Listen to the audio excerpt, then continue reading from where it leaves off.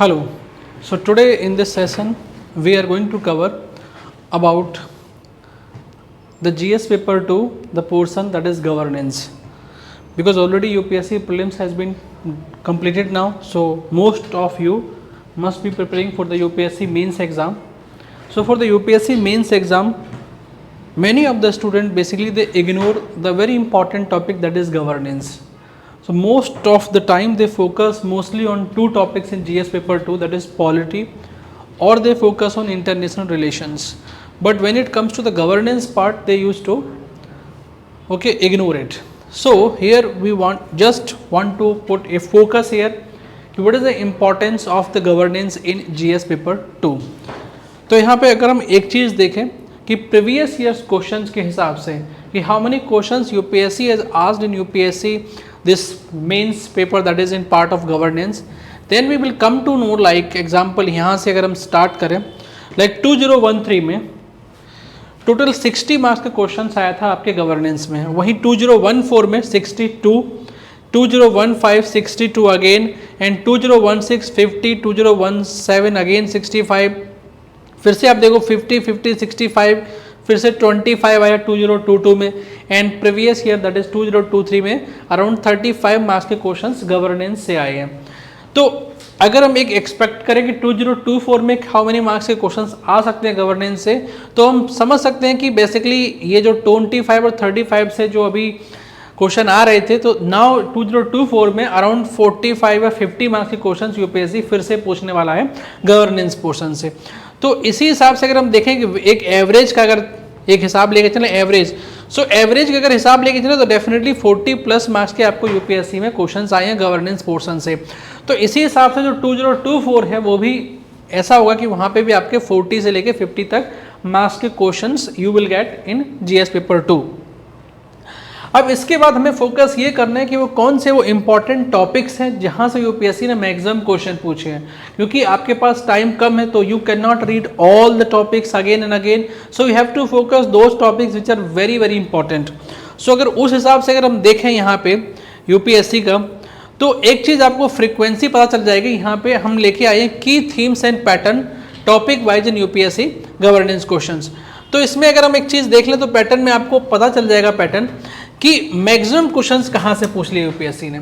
तो अगर हम एक चीज़ यहाँ पे देख के चलते हैं यहाँ पे, तो सबसे ज़्यादा क्वेश्चंस आए हैं आपके किस टॉपिक से, development process and the stakeholders. Basically यहाँ से जो क्वेश्चन डेवलपमेंट प्रोसेस मतलब क्या है, जो क्वेश्चंस आए हैं वो आइदर सिविल सोसाइटी ऑर्गेनाइजेशन से आए होंगे या माइक्रो फाइनेंस इंस्टीट्यूशन से आए होंगे या for example self help group से क्वेश्चन आए होंगे. तो ये जो 3 एरिया हैं, इसके आगे भी हम टॉपिक वाइज डिस्कस करेंगे कि इसमें से भी सबसे ज़्यादा क्वेश्चन किस टॉपिक से आए हैं.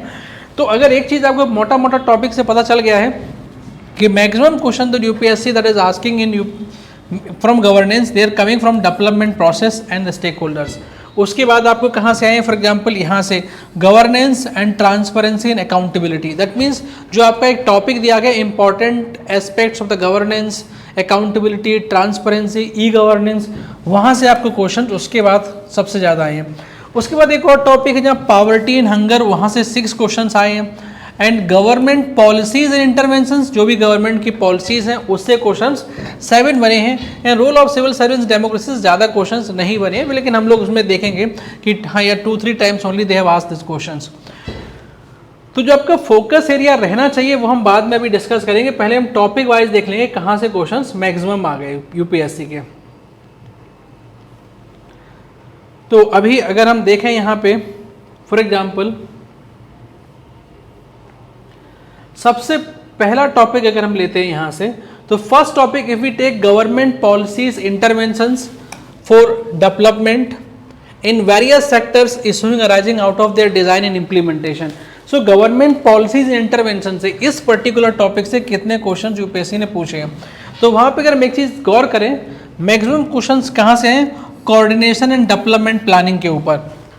देखो 2022, 2019, 2019, 2017 में basically coordination and development planning में क्वेश्चंस आए हैं. उसके बाद एजुकेशन एंड स्किल ट्रेनिंग में आए हैं. उसके बाद policy contradiction and environment protection से आए हैं. उसके बाद लिबरलाइजेशन, प्राइवेटाइजेशन एंड ग्लोबलाइजेशन पे क्वेश्चन आ गया. And then foreign direct investment से क्वेश्चन आ गया. उसके बाद अगर हम और क्वेश्चंस देखें यहाँ पे, और भी क्वेश्चंस इसी पर्टिकुलर थीम से आए हैं। सो दोज क्वेश्चंस आर, वो कौन से क्वेश्चंस हैं अभी आपके, तो वहाँ पे अगर हम क्वेश्चन एक देखें तो ये आपके आए हैं बेसिकली कहाँ से, गवर्नमेंट स्कीम्स एंड प्रोग्राम। सबसे ज़्यादा क्वेश्चंस यहाँ पे कहाँ से हैं, गवर्नमेंट स्कीम्स एंड प्रोग्राम से आए हैं questions. After that talent development and incentive से related and poverty and hungers, जो हम बाद में अभी देख लेंगे, इसको अलग टॉपिक है ये। तो maximum questions government schemes and programme से आए हैं। तो गवर्नमेंट के जो स्कीम्स हैं एंड प्रोग्राम्स हैं, स्पेशली हेल्थ केयर सेक्टर से रिलेटेड और फॉर एग्जांपल एजुकेशन से सेक्टर से रिलेटेड, वहाँ से क्वेश्चंस ज़्यादा यूपीएससी ने पूछे हैं। फॉर एग्जांपल अगर हम देखें भी अभी, अगर हम एक बात देख के चलें कि कहाँ से क्वेश्चंस आए, लाइक एग्जांपल आप ये देख लो 2022 में क्वेश्चन आ गया था, किस पे आया था, गति शक्ति योजना पे क्वेश्चन आ गया, बेसिकली द कोऑर्डिनेशन पार्ट पे। उसके बाद है earn while you learn scheme lead okay needs to strengthen to make vocational education and skill training meaningful, comment 2021 में क्वेश्चन आया, अगेन गवर्नमेंट स्कीम से क्वेश्चन आया एजुकेशन सेक्टर में। वहीं फॉर एग्जांपल अगर हम और भी क्वेश्चन यहाँ पे हम देख लें, for example policy contradictions among various competing sectors and stakeholders have resulted in inadequate protection and prevention of degradation to environment, यहाँ से क्वेश्चन आ गया, तो ये भी पॉलिसी रिलेटेड क्वेश्चन है आपका। उसके बाद भी अगर हम और भी क्वेश्चन देखें, फॉर एग्जांपल एलपीजी से रिलेटेड कोई क्वेश्चन आ गया, ओके और फॉर एग्जांपल यहाँ पे लगेगा 2 parallel run scheme of government like Aadhaar card and NPM, one of the voluntary and other is compulsory have lead to debate to the national level also. तो आप देख रहे हो मैक्सिमम क्वेश्चन यहाँ से कहाँ से है, basically they are coming from that area that is related to the government policies and intelligence. Okay, अब आते हैं नेक्स्ट टॉपिक जहाँ से क्वेश्चंस बनते हैं, development process and development industries, basically role of NGO, self help group, various groups, associations, donors, charities, institutions, यहाँ से questions maximum आपके बन रहे हैं। अब इस पर्टिकुलर थीम में अगर हम क्वेश्चन देखें तो सबसे ज़्यादा क्वेश्चंस कहाँ से आ रहे हैं, आपको एक चीज़ अभी पता चल जाएगी यहाँ पे कि हर एक टॉपिक से, लाइक सबसे ज़्यादा क्वेश्चंस किससे आए हैं, self help group and micro finance institution से, जहाँ पे 7 क्वेश्चंस आए हैं, and NGO and environmental protection, basically 3 questions आपके बन के आए हैं। तो जो डेवलपमेंट प्रोसेस है, जो आपका टॉपिक है, जो उस डेवलपमेंट प्रोसेस के जो टॉपिक अभी हमें आपको दिखाई दे, डेवलपमेंट प्रोसेस में क्या क्या थीम है, development process and development industry. तो इस पर्टिकुलर चैप्टर में आपको क्या पढ़ना है, बेसिकली सेल्फ हेल्प ग्रुप के बारे में जरूर पढ़ना है, एनजीओ के बारे में पढ़ना है, सिविल सोसाइटी ऑर्गेनाइजेशन के बारे में पढ़ना है। अगर आप इसके बारे में पढ़ लिए, बेसिकली आपको क्या पढ़ना है, उनके इशूज से रिलेटेड, उनके चैलेंजेस से रिलेटेड, और इसको आपको लिंक करना है कहाँ से, गुड गवर्नेंस से लिंक करना है, कैसे, गुड गवर्नेंस से। Like self help group, how it is helping to achieve governance, how NGO, civil society organization, they are helping in achieving the governance, how NGO and these civil society organizations, they are helping in achieving the democracy, how they are contradicting with the democracy। In particular topic पे आपको ज़्यादा notes बनाने हैं और उसी notes को आपको बार बार पढ़ना है, क्योंकि अभी आप देखो e governance, human resource development, donor agencies, so इस पे देखो donor agencies and community participation पे ओनली 1 क्वेश्चन आया है, करेक्ट। वहीं पे for example self help group related से आपको मैक्सिमम क्वेश्चंस यहीं से मिल गए हैं। That is most important part है जो आपको हमेशा ध्यान रखना है कि self help group and micro finance से मैक्सिमम क्वेश्चंस आपको पूछे गए हैं। तो ये सारे क्वेश्चंस हैं जो पूछे गए हैं वहाँ पे, लाइक देखो सिविल सोसाइटी, देखो क्वेश्चन आप देख सकते हो, can civil society and NGO present an alternative model of public service delivery to benefit the common citizen. Simple है कि क्या जो सिविल सोसाइटी ऑर्गेनाइजेशंस और एनजीओ हैं, whether they can replace the state और नॉट, कि जो स्टेट अपने पास है, स्टेट का जो मोस्ट इंपॉर्टेंट रोल क्या है, पब्लिक सर्विस डिलीवरी, क्या उस रोल को NGO and civil society organisations पूरा कर सकते हैं, तो उस बारे में आपको पढ़ना है। वहीं पे for example can the vicious cycle of gender inequality, poverty and mail nutrition be broken through micro financing of women self help group. तो इसमें जितने भी क्वेश्चन आप देख रहे हो ना, ये सब वही हैं कि how this self help group and civil society और NGO they are achieving the good governance, correct. So for vulnerable sections basically, तो लाइक एग्जाम्पल क्वेश्चन यहाँ पे देख लो 2017 में क्वेश्चन आया है, emergence of self help group in contemporary times points to the slow but steady withdrawal of the state from the development activities, examine the role of self help group in developmental activities and measures taken by the government of India to promote self help group, उस पे question पूछा गया है। तो इसीलिए इस particular theme में आपको किधर ध्यान देना है मैक्सिमम, माइक्रो फाइनेंस इंस्टीट्यूशंस के बारे में, सेल्फ हेल्प ग्रुप के बारे में, and NGOs and civil society organisation के बारे में। तो इस पे आपको फोकस करना है। वहीं पे अगर हम नेक्स्ट थीम की बात करते हैं तो नेक्स्ट थीम आपकी आएगी अभी आपको फॉर एग्जांपल ये वाला नेक्स्ट टॉपिक यहाँ पे आता है। इस टॉपिक में अगर हम देखें कि important aspects of governance, transparency and accountability, E governance, applications, model, success, limitations, potentials, citizen charter, transparency and accountability, okay फिर से और लिख दिया, and institutional and other measures. तो यहाँ पे जो मैक्सिमम क्वेश्चन किससे आएगा, सिविल सोसाइटी एंड पार्टिसिपेशन पे, digital literacy and application of ICT पे मैक्सिमम क्वेश्चंस बने हैं, ई गवर्नेंस पे 2 क्वेश्चन बने हैं, सिटीजन चार्टर से 2 क्वेश्चन बन के आए हैं, ट्रांसपेरेंसी एंड अकाउंटेबिलिटी से फिर से 2 क्वेश्चन बन के आए हैं, एंड गुड गवर्नेंस से 1 क्वेश्चन बना है। यहाँ पे भी जो मैक्सिमम क्वेश्चन क्या आएगा कि how actually after using this information communication technology को यूज करके आप कैसे गुड गवर्नेंस को बढ़ाओगे, how e governance is going to help the good governance, how citizen charter is going to help the good governance, and how to increase transparency and accountability to enhance the good governance, and same way how civil society and participants going to enhance the good governance। तो आपको हर चीज को ना governance से link करना है कि how they are going to give the benefit to the governance। Example आप सिंपल देख लो, discuss the contribution of civil society groups for women's effective and meaningful participation and representation in state legislature in India. See ध्यान रखना कि जब आप जैसे एक एक वर्ड आपको पढ़ना है क्वेश्चन में, यहाँ पे लिखा है स्टेट लेजिस्लेचर इन इंडिया और आपने वहाँ पे क्या दे दिया है, आंसर में आप लिखने लगे हो कि women representation in parliament this much. से पार्लियामेंट में नहीं पूछा, उन्होंने पूछा स्टेट लेजिस्लेचर में क्या है। तो इसमें आपको कई चीज़ें लाइक सिविल सोसाइटी ग्रुप के बारे में लिखना है, how civil society group is important okay for basically encouraging the womens in state legislature. और क्यों, पहली बात तो आपको यहाँ पे क्वेश्चन जैसे यहाँ पे अपने आप से क्वेश्चन पूछना है कि हमें क्यों वुमेन चाहिए स्टेट लेजिस्लेचर में, क्यों चाहिए, बिकॉज वुमेन्स जो है they will going to discuss about the marital rape, they are going to discuss about the sanitation, they are going to discuss about the hygiene, because these are the topics that is going to more affect किसको करेंगे, women को, and regarding the violence that is going to against women, तो because of that we need women, और women को लाने के लिए हमको क्या करना पड़ेगा, we need to encourage them, we need to teach them, we need to okay give them training, we need to basically tell them what is the important role they can have, capacity building, ये सारी चीज करने हैं। और ये सारी चीज कौन करेगा, स्टेट तो करने वाला नहीं है, तो that things will be done by the civil society. तो that is how civil society is going to encourage women's to participate in the state legislature. जैसे डिफरेंट पॉलिटिकल पार्टीज हैं, they are having their own wing, women wing, for example Mahila Congress, BJP का भी for example है महिला wing. तो ये जो है ना, they are also going, they are working just like a civil society only. तो आप देख रहे हो यहाँ पे सारा क्वेश्चन आ रहा है, और हमें विमेन क्यों चाहिए, because they are going to improve the good governance only. तो that is how you have to focus okay in these questions. हम इन एक एक क्वेश्चंस को हम लोग सॉल्व भी करेंगे इस पर्टिकुलर क्लास के बाद। जो आपको अनदर नेक्स्ट क्लास आएगी, तो नेक्स्ट क्लास में हम आपको यही बताने वाले हैं, हर किसी क्वेश्चन का आपको मॉडल आंसर लिखवाएंगे कि how to write the answer. तो आपको बस ये करना है कि इस पर्टिकुलर चैनल को आपको सब्सक्राइब कर लेना है और नोटिफिकेशन जो आता रहे इसके लिए आप बेल आइकॉन हिट करना है, जिसकी वजह से क्या होगा कि जो भी यहाँ से हम लोग एक एक क्वेश्चंस लेके आएंगे और आपको सॉल्व करेंगे, तो with in I think with in 10 और 15 डेज के अंदर इंटायर गवर्नेंस पोर्शन हम खत्म कर देंगे। तो if you are continue with this particular class correct, तो इससे आपको सबसे बड़ा फायदा यही होगा कि गवर्नेंस के बारे में कोई भी आपको वरी करने की ज़रूरत नहीं है, कोई चिंता करने की बात नहीं है। हम आपको ये तक बताएंगे कि अगर क्वेश्चन आता है तो कैसे आपको इंट्रो लिखना है, कैसे आपको बॉडी लिखना है बॉडी पार्ट में, और कैसे आपको कंक्लूजन लिखना है, एंड हाउ टू थिंक कि आपको ऐसा ही मॉडल आंसर क्यों लिखना है, सो दैट 2024 मेंस एग्जाम में जो भी क्वेश्चन आएगा, so that you can understand कि how to write a better model answer there correct. So next अगर हम आप टॉपिक की बात करते हैं, नेक्स्ट टॉपिक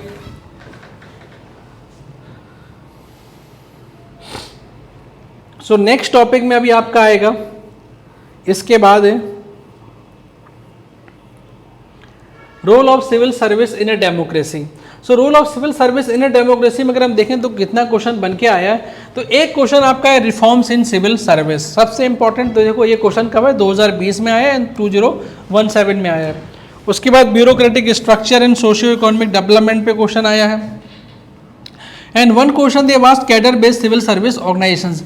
तो ये एक पर्टिकुलर ऐसा टॉपिक है जहां पे maximum questions UPSC has not asked yet.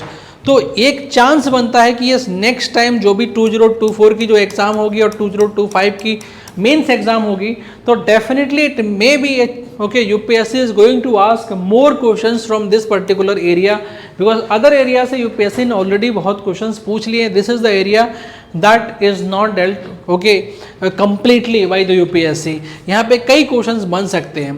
तो फॉर एग्जाम्पल अगर हम क्वेश्चंस भी अगर इनके उठा के देखें इस पर्टिकुलर एरिया से, तो क्वेश्चंस आपको देखो कैसे मिलेंगे यहाँ पे। Institutional quality is a crucial driver of economic performance. In this context, suggest reform in civil service for strengthening democracy. तो role of civil service in a democracy, question simple इतना है कि how we need to reform civil service so that कि जो economic performance है India की उसको कैसे हम अच्छा करें। Institutional quality is a crucial. Institutional quality मतलब civil servants, okay, infrastructure, that is very important for the economic development. तो इस पे एक क्वेश्चन उन्होंने पूछ लिया था। उसके बाद एक क्वेश्चन देखो यहाँ पे भी रिफॉर्म पे ही है कि traditional bureaucratic structure and culture have hampered the process of socio economic development in India.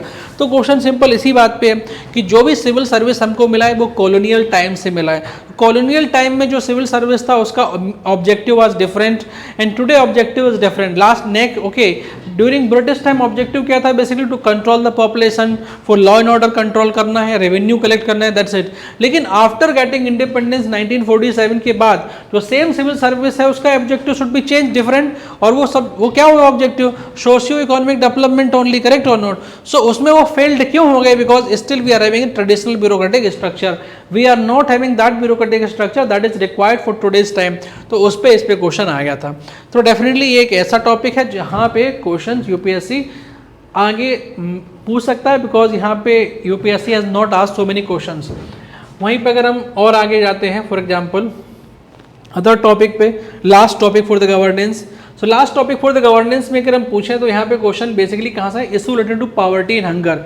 तो यहाँ पे जो मैक्सिमम क्वेश्चन देखो एक एक सभी से आए हैं, लाइक जेंडर इनइक्वालिटी पे आया, पॉवर्टी एंड मेल न्यूट्रिशन पे आया, मल्टी डायमेंशनल पॉवर्टी इंडेक्स पे क्वेश्चन आ गया है, पॉवर्टी एंड हंगर रिलेशनशिप पे आ गया कि ये इससे रिलेटेड है और ये इससे रिलेटेड है, and food availability and human development policy पे क्वेश्चन आया है, पॉवर्टी एलिवेशन प्रोग्राम पे क्वेश्चन आया है, एस्टिमेट ऑफ पॉवर्टी उस पर एक क्वेश्चन आ गया है। तो ऐसे करके आप देख लो कि लगभग फॉर एग्जांपल अगर हम देखें भी तो 2015 में एक क्वेश्चन आया है, फिर 2016 में नहीं आया, फिर 2017 में भी आया, 2018 में भी, 2019, 2020, 2021।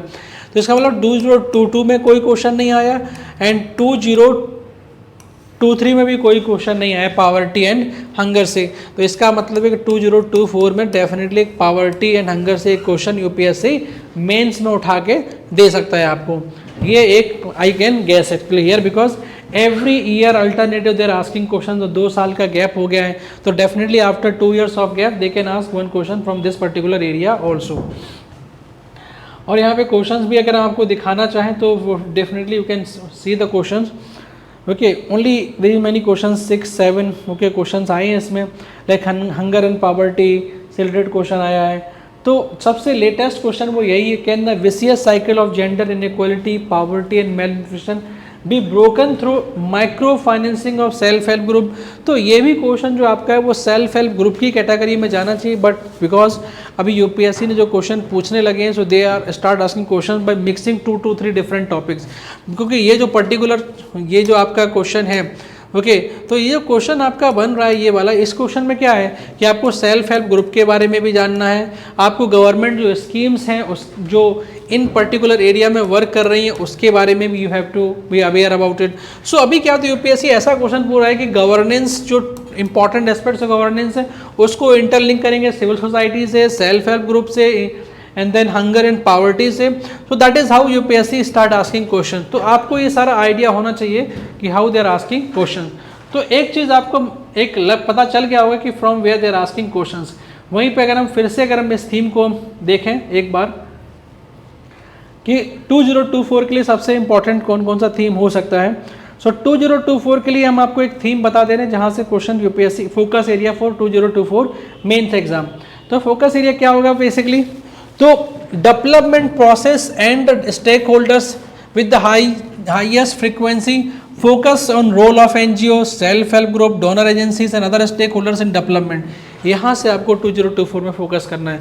Then governance, transparency and accountability में ए सिग्निफिकेंट थीम है ensure understanding of governance models, e governance, ICT, transparency measures, उस पर क्वेश्चन पूछा जाएगा.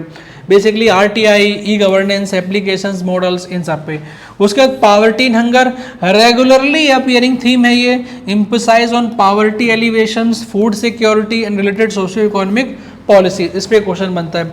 वहीं गवर्नमेंट पॉलिसी इंटरवेंशन में important theme study recent government schemes and their impact, जो भी रिसेंट गवर्नमेंट स्कीम जो करंट अफेयर में है उस पर आपको पढ़ना है.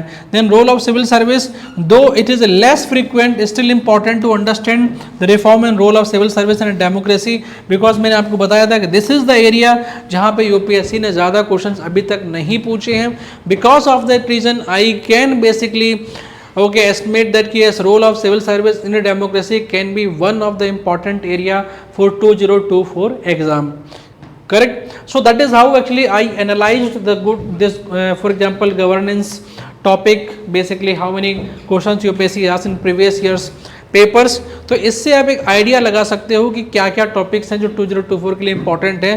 यस, अब हमारे नेक्स्ट मेरा खुद का प्लान क्या रहेगा कि जो पर्टिकुलर जितने भी टॉपिक्स हैं इनके अंडर जो जो भी क्वेश्चंस यूपीएससी ने पूछे हैं उन क्वेश्चंस को डिस्कस करना है. तो 1 बाय 1 हम नेक्स्ट क्लास से आपको वो सब 1 बाय 1 क्वेश्चंस हम डिस्कस करेंगे. तो प्रीलिम जैसे हो गया है तो एक कट ऑफ का भी प्रॉब्लम चल रहा है. तो क्या है कि सी गैस करना correct number it is very difficult, because अपने पास कोई ऑथेंटिसिटी नहीं होती है कि कितने स्टूडेंट बैठे, कितना उन्होंने पेपर अटेम्प्ट किया, we don't know. But still अगर हम एक पेपर को मोटा मोटा देखें तो यस कि अगर आपके फॉर एग्जाम्पल कि 85 प्लस मार्क्स बन रहे हैं, हम जनरल कैटेगरी की बात कर रहे हैं, जनरल कैटेगरी की, अगर आपके प्रीलिम्स में 85 प्लस मार्क्स बन रहे हैं तो please prepare for the UPSC mains. ये कट ऑफ के गेम में मत फंसो, बिकॉज ये कुछ भी आपको हेल्प नहीं करेगा. बट अगेन फिर मैं बोल रहा हूँ पेपर को देखिए, जिसके भी 85 प्लस मार्क्स बन रहे हैं ना, be assured, prepare for the UPSC mains exam. And I am talking about only general category here. अगर फॉर एग्जांपल अदर कैटेगरी की बात करें लाइक ओबीसी, तो ओबीसी भी आपका लगभग 83 84 प्लस अगर आपके बन रहे हैं. और अगर ईडब्ल्यूएस की बात करें तो वो भी for example 77 plus something marks बन रहे हैं. तो उस हिसाब से अगर आपके मार्क्स बन रहे हैं, definitely you have to prepare for the UPSC means.